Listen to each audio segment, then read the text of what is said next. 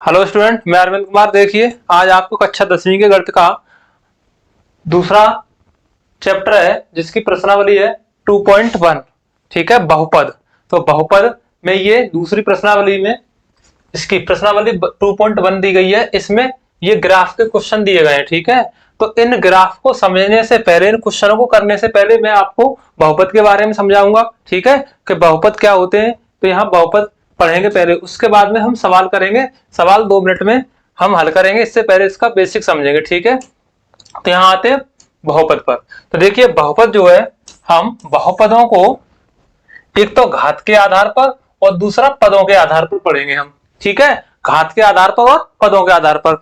तो यहाँ घातों के आधार पर जब पढ़ेंगे हम, तो जिस बहुपद की घात 1 होगी, ठीक है, घात के आधार पर बहुपद, देखो, एक घाती बहुपद जिनको कि हम रेखिक बहुपद कहते हैं, द्विघात बहुपद जिनकी घात 2 होती है, तीन घात बहुपद जिनकी घात 3 होती है, चतुर्थ घात बहुपद जिनकी घात 4 होती है। ऐसे ही जिनकी घात जितनी होगी उतने ही घात वाला बहुपद कहलाएगा। यह पदों के आधार पर हैं, तो पदों के आधार पर जिनकी घात, जिनमें एक पद होगा उनको एक पदी बहुपद, जिनमें 2 पद होंगे उनको 2 पदी बहुपद, जिनमें 3 पद होंगे 3 पदी बहुपद, और 4 पदी होंगे उसको 4 पदी बहुपद। ठीक है, तो ये यहां पर अच्छे से पढ़ेंगे अब इसको।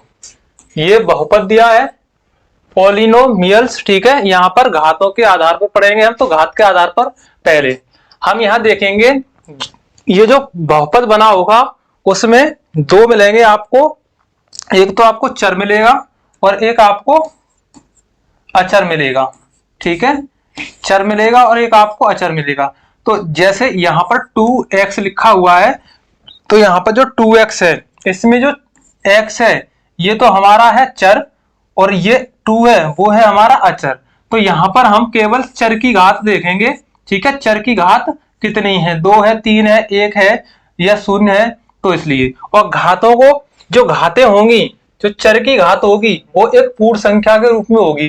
तो पूर्ण संख्या क्या होती है, 0 और प्राकृत संख्याओं के समूह को क्या कहते हैं, पूर्ण संख्या कहते हैं। तो जब घात चर पर 0, 1, 2 और 3, 4 ये जब घातें लगी होंगी तो उनको उसी रूप से हम कहेंगे कि ये इतने घात वाला बहुपद है। ठीक है, अब यहां हम एक चीज और समझ लें कि चर और अचर। ठीक है, चर का मतलब समझ लें, चर का मतलब होता है चेंज, यानी चेंज या बदलना। तो जो चर होते हैं जैसे x, y, z, तो ये हमने x, y, z जो लिए हैं इनको तो हम चेंज कर सकते हैं अपनी मन से। हम इनको x, y की जगह पे a, b, c, d, p, q, r, ठीक है, तो चेंज का मतलब बदल सकते हैं, इनको कुछ भी ले सकते हैं। अचर का मतलब होता है आमिष नहीं चरमिष, जिनको हम बदल नहीं सकते। जैसे कि संख्याएं हैं, गिनतियां हैं, 0 है, 0 को हम 0 ही कहेंगे, 2 है तो 2 को 2 ही कहेंगे। ऐसा नहीं कि इसको 5 मान लें या 0 को 6 मान लें।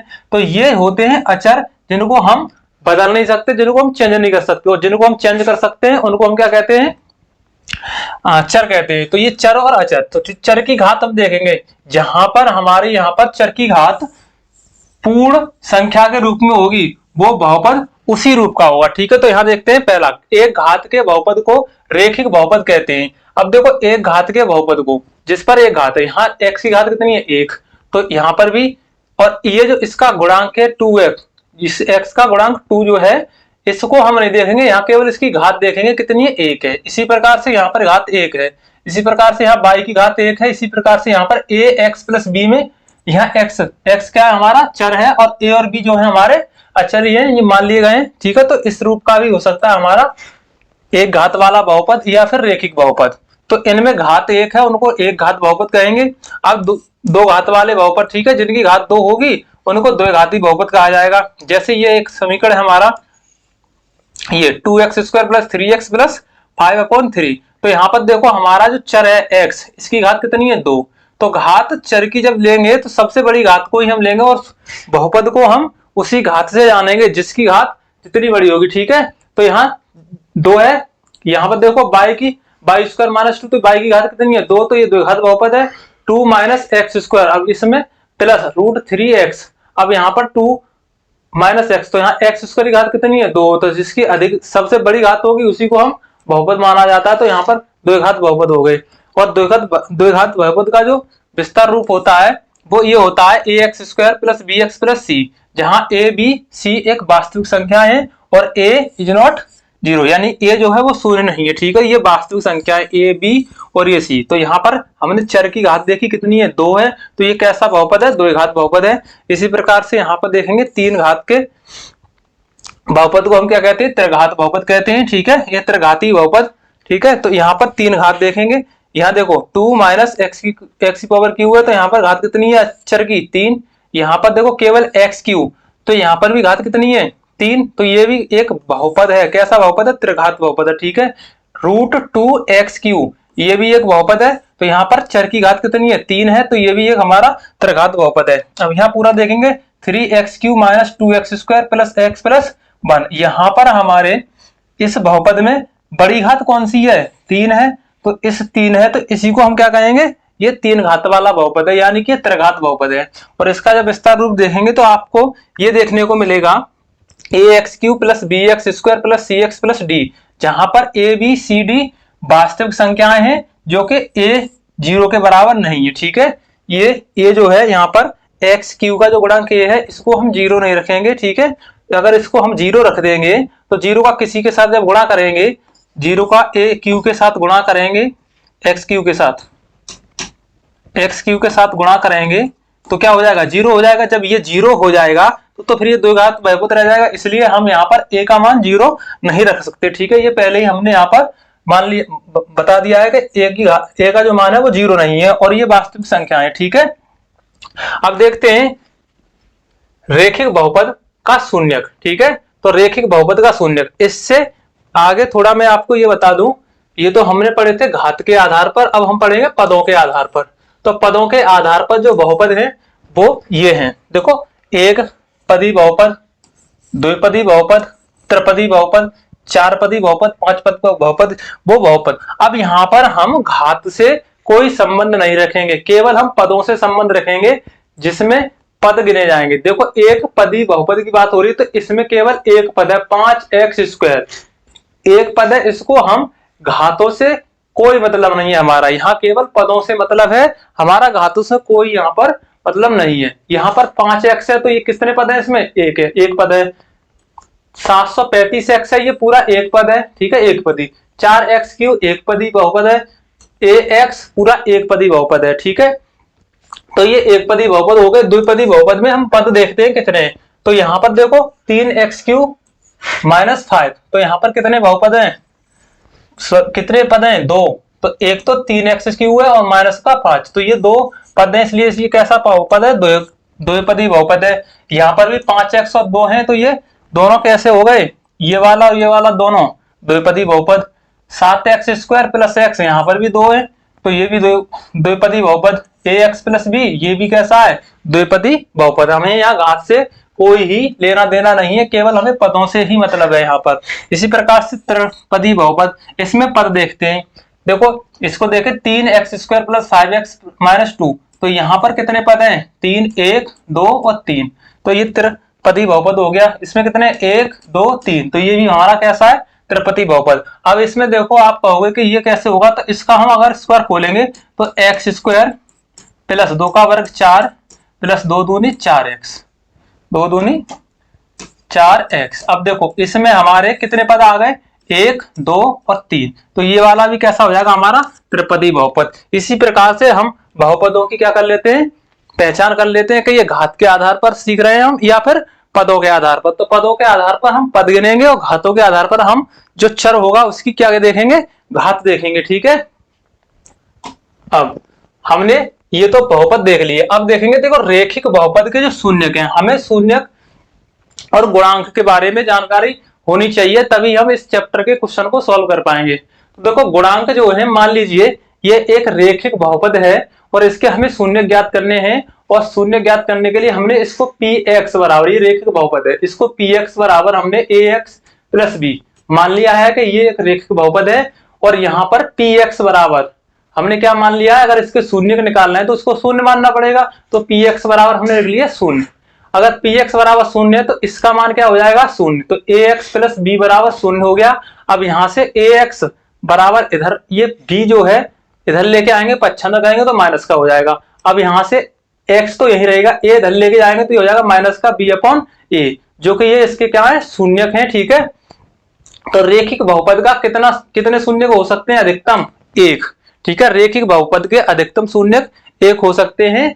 और यहाँ पर जो शून्यक है, ठीक है, अब हमने जो गुणांक थे इसके, x का गुणांक तो a था और b अपने आप में एक संख्या है। ठीक है, तो यहाँ पर ये गुणांक है a और b, तो यहाँ पर ये तो शून्यक हो गए b अपॉन a, जो कि माइनस अचर पद बट्टे x का गुणांक। ठीक है, माइनस अचर पद बट्टे x का गुणांक, ये हमारे गुणांकों और शून्यकों के बीच में संबंध होता है। ठीक है, इसी प्रकार से द्विघात बहुपद के शून्यक, हमने मान लीजिए एक द्विघात बहुपद है हमारा ax square plus B X plus C, और इसके शून्यक मानेंगे अल्फा और बीटा। ठीक है, इन अल्फा बीटा को देख के डरना नहीं है, ये हमने इनके शून्यक माने कि अल्फा और बीटा इनके शून्यक है, लेकिन हमें पता नहीं है अगर ऐसा समीकरण होगा तो उसके दो शून्यक, यानी कि द्विघात बहुपद के अधिकतम दो शून्यक हो सकते हैं। ठीक है, कैसे हो सकते हैं मैं समझा रहा हूं।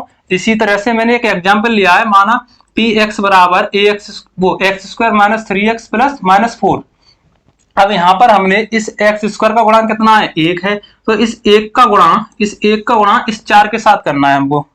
ठीक है, इस एक का गुणा 4 के साथ करेंगे, 1 गुणा 4 बराबर कितना हो गया, 4। अब इस 4 के ऐसे गुणनखंड करने हैं जिनका अंतर यह माइनस का चिन्ह है, तो कितना आना चाहिए, 3 आना चाहिए। ठीक है, तो 4 का देखो गुणनखंड है इसी के, तो 4 गुणा 1, इसको इतना लिख सकते हैं बराबर 4, और 4 गुणा की जगह पे हम ये ऋण का चिन्ह लगा के 3 लेके आएंगे, तो ऋण का चिन्ह लगा दिया और 1 बराबर कितना हो गया, 3। अब यहाँ पर जहां 3 लिखा हुआ है इसकी जगह पे हम रखेंगे 4 ऋण 1, तो यहाँ बराबर, और ये अगर हम इसको निकालना है तो इसको क्या करेंगे, पी एक्स बराबर 0 रखेंगे, तो इस समीकरण को लिखेंगे हम x square minus 3x minus 4, ठीक है, बराबर 0, क्योंकि हमने px को क्या मान लिया, इसके शून्य ज्ञात करने के लिए शून्य मान लिया है। अब इसका हमने गुणा कर लिया और इसके फैक्टर करने पर हमने 4 ऋण 1 3 के बीच के बराबर कर लिया। ठीक है, तो यहाँ से एक्स स्क्वायर माइनस 3 की जगह रखेंगे 4 ऋण 1 और यहाँ गुणा में x ऋण 4 बराबर 0। अब गुणा करेंगे इसका आगे, तो एक्स स्क्वायर माइनस एक्स का ऋण 4 के साथ गुणा करेंगे, ये यहाँ ऋण है और यहाँ धन है, तो ऋण और धन का गुणा ऋण हो जाएगा 4x के साथ, 4 का x के साथ 4x, यहाँ ऋण और ऋण का गुणा क्या होगा, धन होगा, 1 का x के साथ तो केवल x, ऋण के 4, अब बराबर 0। अब यहाँ से और यहाँ से क्या करेंगे, दोनों पदों में से कॉमन लेंगे, जो कॉमन है उसको बाहर निकालेंगे। मान लीजिए यहाँ x कॉमन है, देखें यहाँ एक्स स्क्वायर है और यहाँ x है, तो x तो कॉमन है इसमें और कुछ है नहीं, तो यहाँ x ऋण 4 बचेगा। अब यहाँ प्लस, यहाँ 1 कॉमन ले लेंगे, जहाँ कोई कॉमन नहीं होता है पर उसमें से हम x एक कॉमन ले लेते, तो एक, तो यहाँ बचेगा x और ऋण 4 बराबर 0। अब यहाँ पर इन दोनों में से ये देखो दो पद बन गए, एक तो हमारा ये बन गया और दूसरा पद ये बन गया। इन दोनों पदों में से हमें क्या कॉमन बन रहा है, x ऋण 4 x ऋण 4, तो x ऋण 4 कॉमन ले लेंगे यहाँ से हम। अब यहाँ हमारा x प्लस 1 बराबर क्या हुआ, 0 हुआ। ठीक है, x प्लस 1 बराबर 0 हुआ। अब देखें ये x माइनस 4 और अब देखो ये दोनों, अब इन दोनों में से दो मान हो सकते हैं x के, या तो x बराबर x माइनस 4 बराबर 0 कर लें या x प्लस 1 बराबर 0 कर लें। तो पहले हम x माइनस 4 बराबर 0 करेंगे, तो यहां से x बराबर क्या हो जाएगा, x माइनस 4 ले रहा है और इसके बराबर क्या कर रहा है, 0, तो x बराबर हो जाएगा प्लस का 4, ये 75 करने पर हो गया। इसी प्रकार से हम दूसरे वाले को ले लेंगे या करके, या x माइनस x प्लस 1 बराबर 0, तो यहाँ पर 75 करेंगे तो x बराबर क्या हो जाएगा, माइनस का 1। तो ये दो हमारे x के मान हो रहे हैं, ठीक है, प्राप्त। तो ये क्या है, हमारे शून्य के, जो कि हमने अल्फा और बीटा माने थे।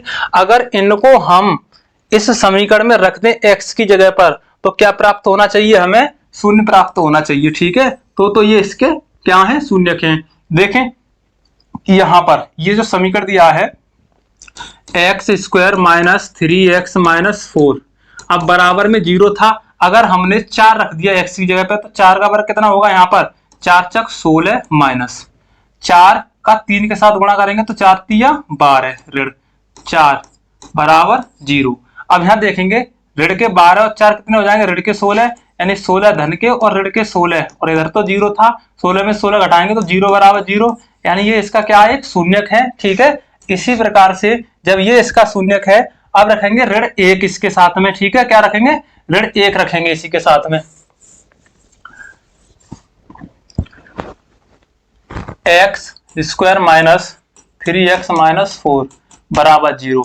एक्स बराबर जो हमारा शून्य का आया है -1, ये रखेंगे यहाँ पर, तो -1 का क्यूब -3 इंटू -1 -4 इजिकल टू 0। अब यहाँ इसका क्यू करेंगे तो -1 ही रहेगा, माइनस माइनस का गुणा क्या हो जाएगा, प्लस। अब 3 एकम 3 ऋण 4 बराबर 0। अब देखो यहाँ पर ऋण और ऋण का गुणा क्या हो जाएगा, धन, और यहाँ माइनस के 4 हैं और ये ऋण का 3 है, तो यहाँ क्या हो गया, x square minus 3x minus 4। ठीक है, x बराबर कितना आया था हमारा, -1 आया था। अगर -1, हाँ वर्ग है, यहाँ क्यों क्यों है, यहाँ वर्ग है भाई।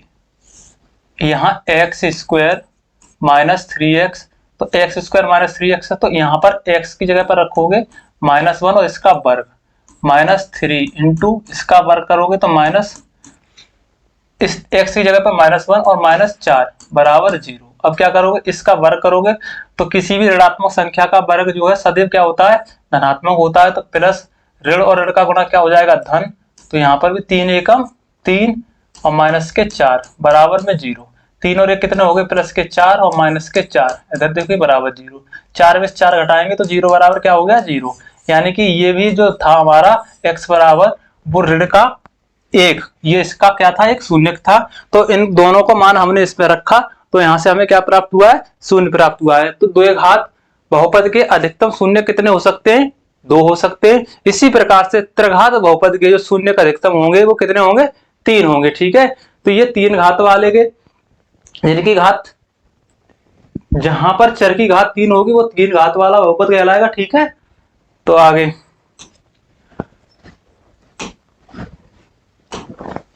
ये मैंने तुम्हें बता दिया पदों के आधार पर। ठीक है, एक पदी बहुपद, द्विपदी बहुपद, त्रिपदी बहुपद, जिसका पद 1 होगा वो एक पदी, जिसमें 2 पद होंगे द्विपदी, जिसमें 3 पद होंगे 3 पदी बहुपद।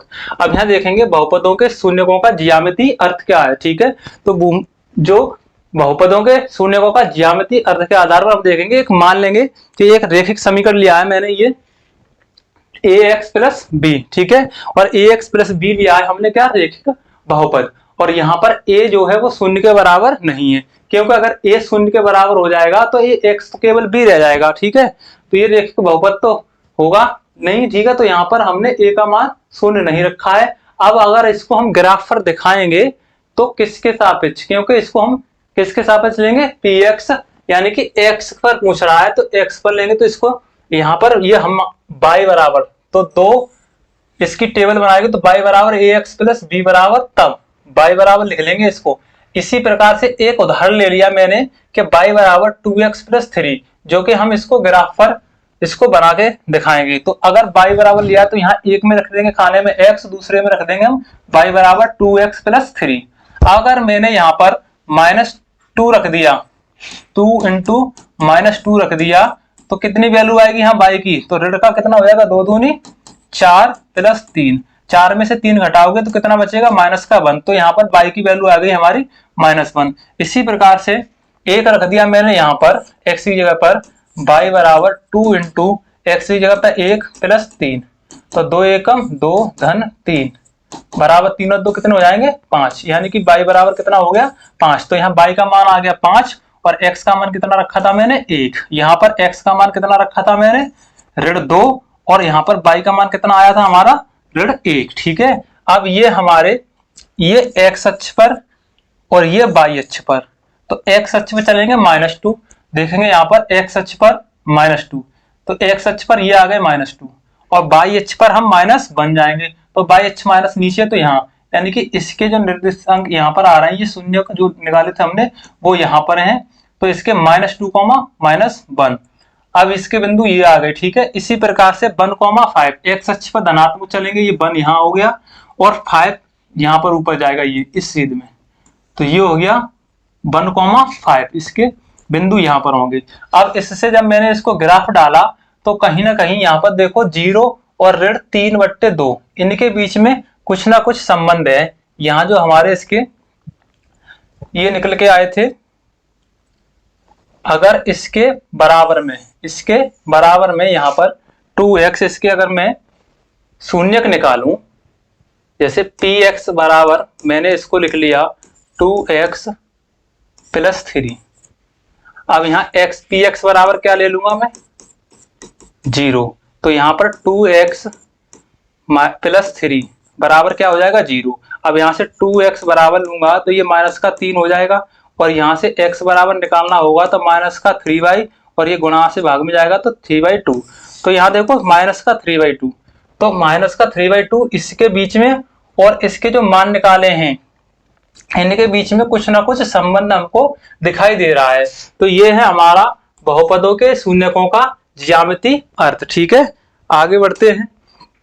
अब देखते हैं प्रश्नावली पर। तो जितने भी अब यहाँ कहा गया है किसी बहुपद px के लिए y बराबर px का ग्राफ नीचे आकृति में दिखाया गया है, जो प्रत्येक स्थिति में px के शून्यकों की संख्या ज्ञात करवा रहा है। किसकी? px के शून्यकों की संख्या ज्ञात करवा रहा है। ठीक है, अब यहाँ देखें, पहला क्वेश्चन दिया गया है, तो यहाँ पर इसमें यह देखना है हमको कि ये जो ग्राफ है, ठीक है, ये जो ग्राफ बनना है इस पर वो x अक्ष को कितने बिंदुओं पर प्रतिच्छेद कर रहा है। जितने बिंदुओं पर x अक्ष को प्रतिच्छेद करेगा ग्राफ, उसमें शून्यकों की संख्या उतनी ही होगी। ठीक है, तो यहाँ पर पहले क्वेश्चन में देखेंगे ये जो ग्राफ बना हुआ है और ये है हमारा x डैश अक्ष ग्राफ में, तो इस पर ग्राफ जो है कहीं पर प्रतिच्छेद नहीं कर रहा है। तो पहले क्वेश्चन का आंसर होगा शून्यकों की संख्या, शून्यकों की संख्या शून्य है। शून्य है क्योंकि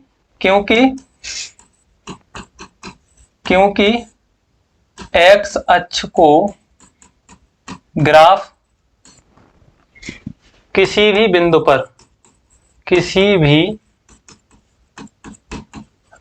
पर प्रतिच्छेद नहीं करता या नहीं कर रहा है। ठीक है, अब यहां देखेंगे दूसरे क्वेश्चन में, यहां पर ये जो ग्राफ गया है हमारा ऐसे, ये ग्राफ गया है इस तरह से, तो ये x अक्ष को कहां पर प्रतिच्छेद कर रहा है? केवल एक बिंदु पर प्रतिच्छेद कर रहा है। तो इसके जो शून्यक होंगे वो कितने होंगे? तो ये सेकंड के लिए शून्यकों की संख्या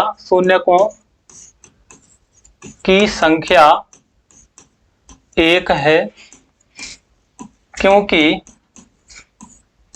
ग्राफ x अक्ष को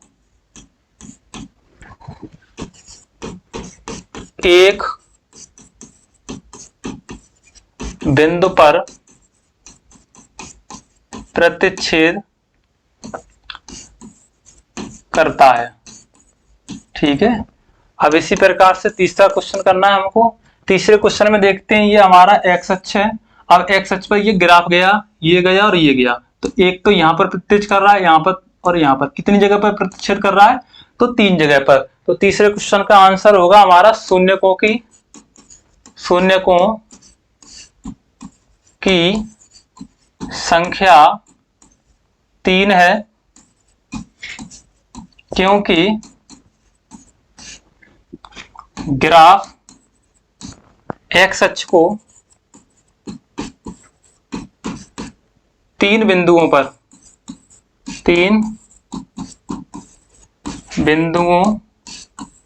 पर प्रतिच्छेद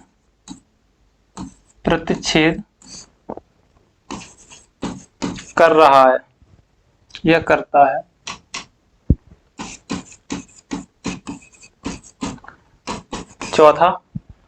चौथे पे देखो, ये है, ये x अक्ष है, एक तो यहां पर कर रहा है प्रतिच्छेद और एक यहां पर, तो इसमें शून्यकों की संख्या क्या होगी? तो इसका आंसर लिखोगे, चौथे का आंसर लिखोगे, शून्यकों की संख्या कितनी है?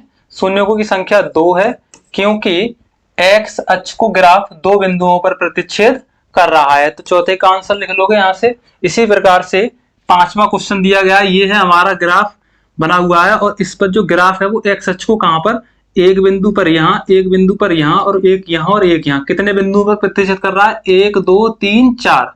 तो इसका भी आंसर क्या लिखोगे, शून्यकों की संख्या, पांचवें के लिए शून्यकों की संख्या, शून्यकों की संख्या 5 है, क्योंकि ग्राफ एक्स अक्ष को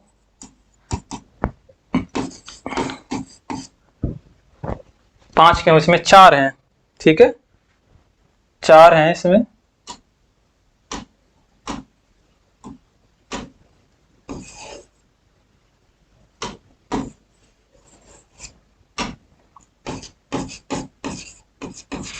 चार जगह प्रतिशत कर रहा है, 1 2 3 4। तो यहाँ पर पांचवें क्वेश्चन में शून्यकों की संख्या 4 है, क्योंकि ग्राफ एक्स अक्ष को 4 बिंदुओं पर प्रतिच्छेद करता है, प्रतिच्छेद करता है।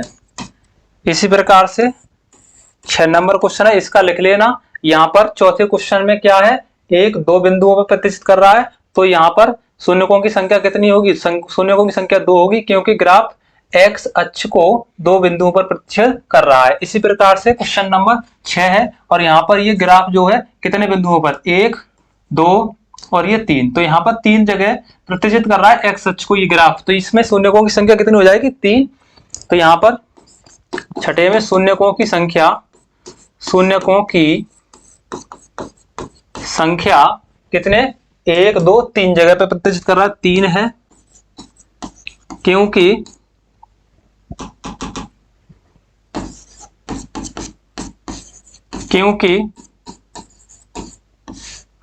एक्स, क्योंकि ग्राफ एक्स अक्ष को, या फिर ग्राफ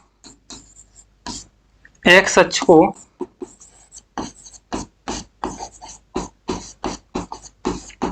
3 बिंदुओं पर